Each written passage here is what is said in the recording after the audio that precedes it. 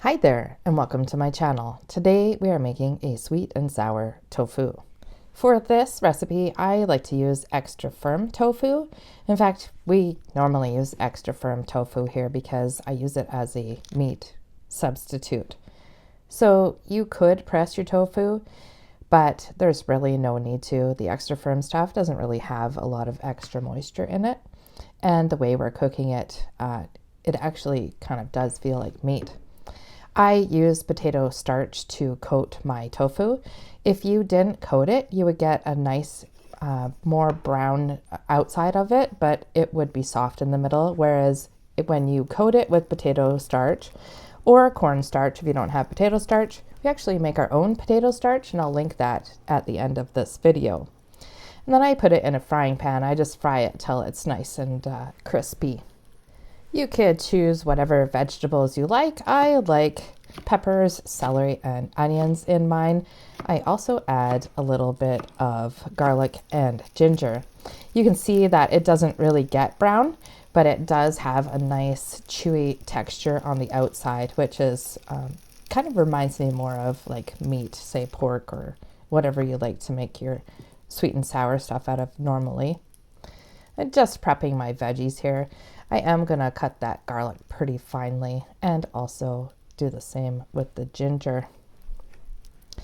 Making your own potato starch isn't hard, you guys. It's just very time consuming.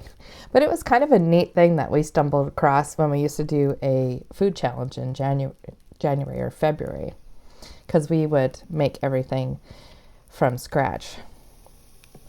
I'm just cooking my vegetables so that they are still tender crisp. And I add them accordingly.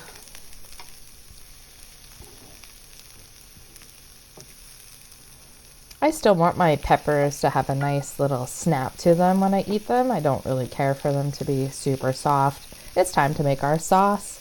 I start by adding 3/4 cup of sugar, 2/3 cup of water, 1/3 cup of white vinegar, 1/4 cup of soy sauce, 2 tablespoons of cornstarch, and 1 tablespoon of ketchup.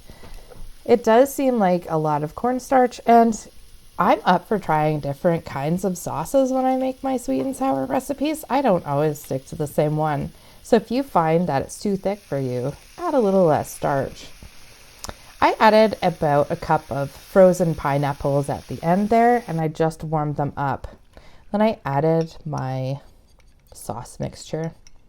Sometimes you could make it look red by putting in a little bit of red food coloring, but you can kind of overdo it and it kind of gets this weird color to it. So I don't always do that. I added my cooked tofu back in and just heated it till it was warm through, and served this with whatever rice you like. I chose to use basmati this time. Thanks for watching, everybody. Take care. Bye for now.